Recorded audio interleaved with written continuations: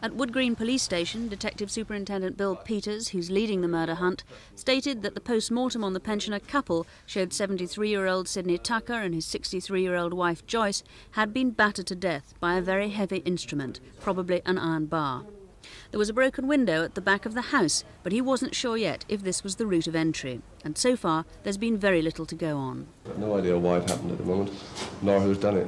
Obviously, the fact that two elderly people have been murdered in this brutal way does give cause for concern. So I'd say to local people, be careful and make sure that your houses are secure.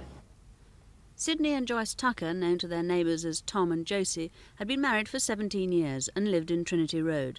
And it was one of their neighbours who found them. So I'll go over the fence and see if I can get some reply. I went there and then knocked the door. There was no reply. I pushed the handle and it was open. I went inside and there she was lying on the floor. And I called her and said, it looked as if she's dead.